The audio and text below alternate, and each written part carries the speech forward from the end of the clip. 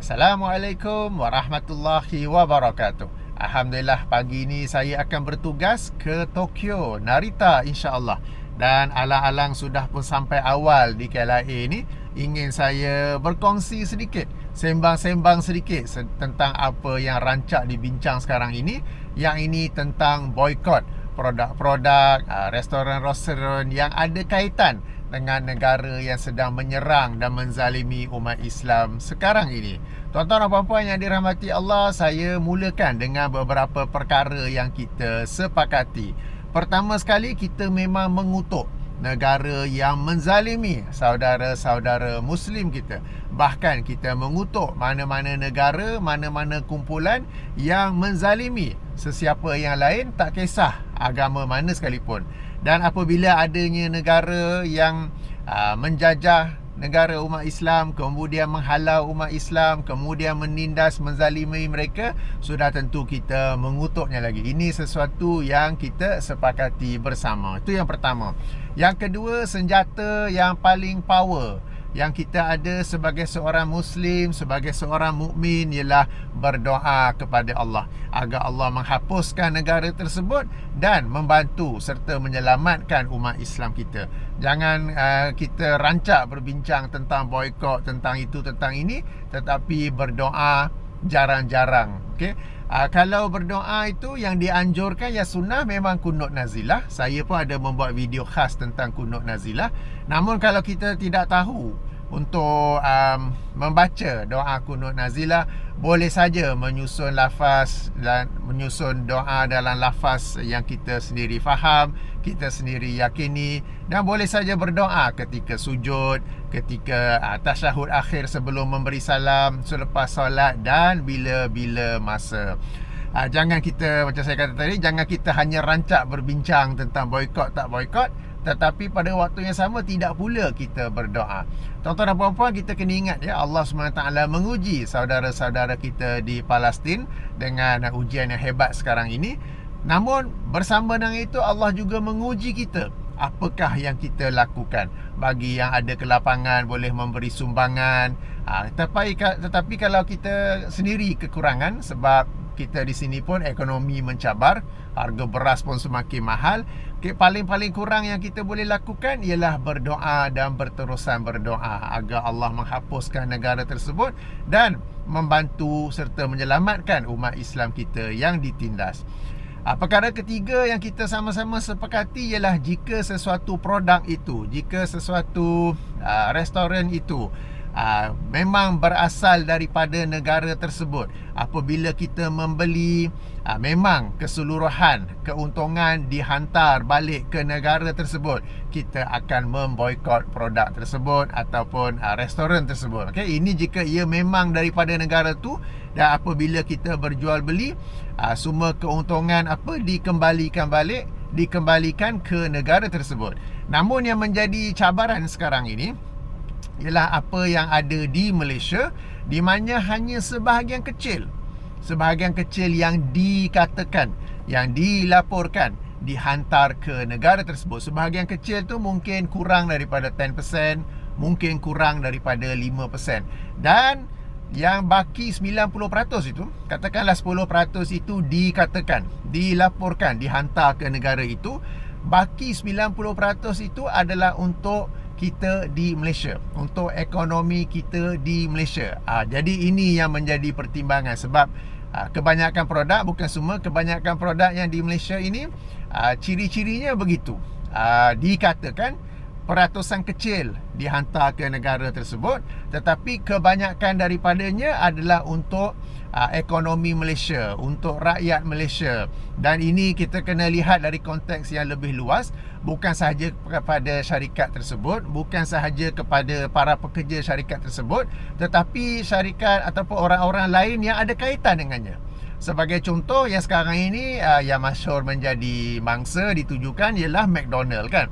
Jadi kita kena lihat juga yang incoming suppliers kepada McDonald, yang membuat roti, bannya, chili sauce-nya, kertas tisunya, benda-benda yang kecil macam tu pun terjejas juga apabila ada yang memboikot.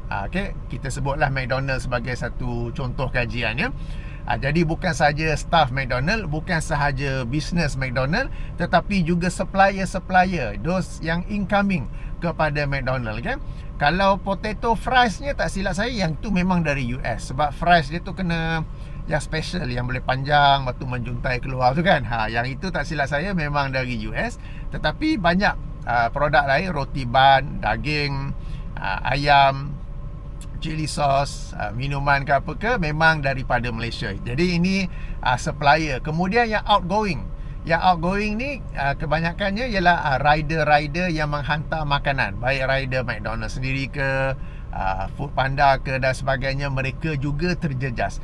Jadi dalam rangka kita hendak boykot negara tersebut, dengan apa yang dikatakan, dengan apa yang dilaporkan, ada peratusan kecil yang dihantar ke negara itu, kita juga kena ambil kira bahawa dalam rangka kita memboikot itu, kita juga memberi kesan kepada ekonomi di Malaysia ni sendiri. Dan kebanyakan yang terjejas itu pula ialah dari kalangan saudara-saudara kita umat Islam di Malaysia. Jadi ini yang perlu dipertimbangkan.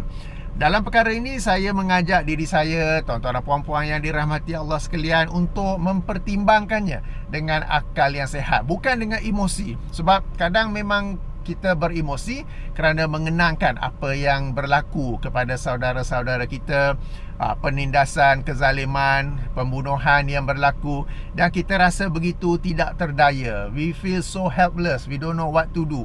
Lalu kita menyangka bahawa inilah yang kita boleh buat, inilah yang patut kita buat. Maka kita pun bertindak berdasarkan emosi. Padahal jika kita bertindak berdasarkan pertimbangan yang adil, kita akan menilai, okey, kita nak selamatkan umat Islam kita di negara tersebut. Kita tak mahu memberi sumbangan kepada negara yang menindas, menzalimi umat Islam kita. Tetapi dalam waktu yang sama, kita tak mahu pula menzalimi umat Islam di Malaysia, yang macam saya kata tadi, terbabit dengan restoran itu, supplier dan juga yang outgoing, yang menghantar, bukan?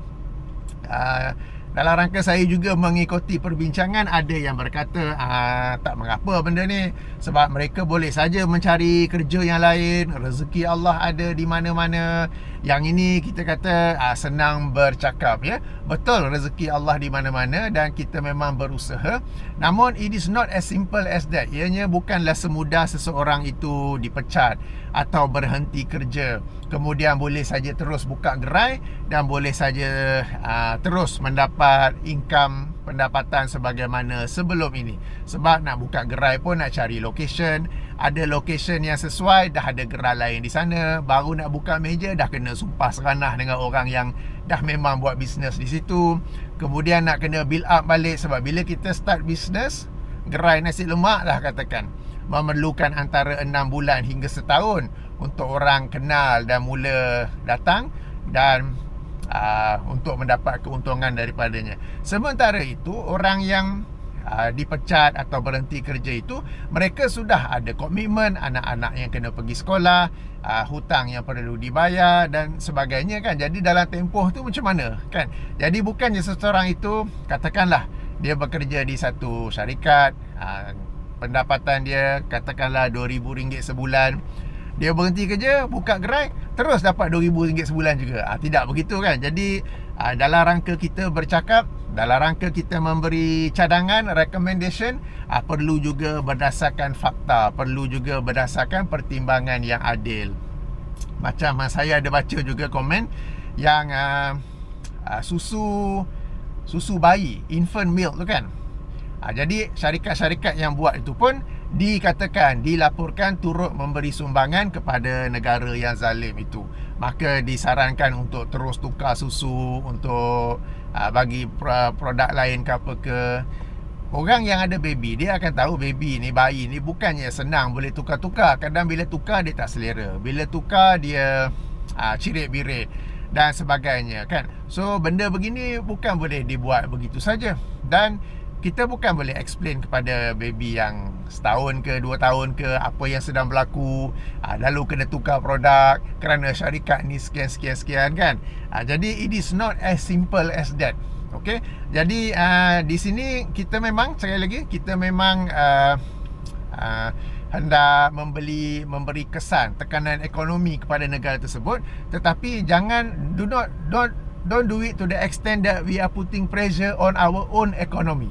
Okay, jangan sampai kita memberi tekanan kepada ekonomi kita sendiri. Maka inilah yang penting disebut sebagai pertimbangan yang adil dalam perkara ini.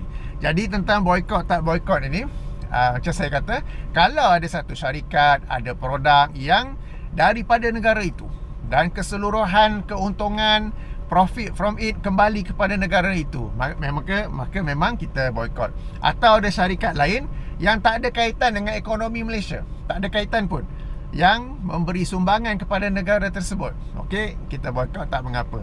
Tapi jika adanya satu produk, satu syarikat yang bertapak di Malaysia, yang banyak membantu ekonomi Malaysia, banyak membantu ekonomi umat Islam kita sendiri di Malaysia, bukan sahaja di syarikat itu, tetapi dari sudut suppliernya, dari sudut yang menghantar produk-produknya itu, maka hendaklah kita mempertimbangkannya dengan lebih luas, dengan pertimbangannya lebih luas, lebih adil, untuk betul ke tidak kita punya tindakan untuk memboikot tu. Kita nak membantu umat Islam di sana, sila-sila kita menzalimi umat Islam di sini, ya. Okay, jadi itulah pertimbangan saya. Saya sendiri tidak melakukan boykot atas pertimbangan-pertimbangan ini, dan juga kerana sumbangan yang dikatakan diberikan kepada negara tersebut ialah sumbangan. Okay, tidak ada bukti kukuh, dan kalau ada bukti kukuh pun ia adalah peratusan yang kecil berbanding kesan yang besar, peratusan yang besar yang menjejaskan ekonomi umat Islam kita sendiri di Malaysia. Jadi inilah pandangan saya.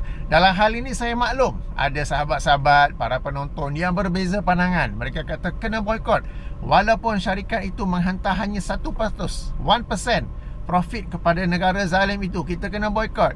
Okey, dipersilakan, tetapi hendaklah kita bersikap toleran dan memahami sahabat-sahabat kita ataupun saya yang berbeza pendapat. Jangan nampak ada orang, jangan nampak kalau saya masuk McDonald ke, tengok tu makan benda haram, tengok tu membantu membunuh umat Islam kita di Palestin. Okey, jika jangan terus begitu, ya, sebab masing-masing ada pertimbangannya. Jadi saya pun menghormati mereka yang memilih untuk boykot.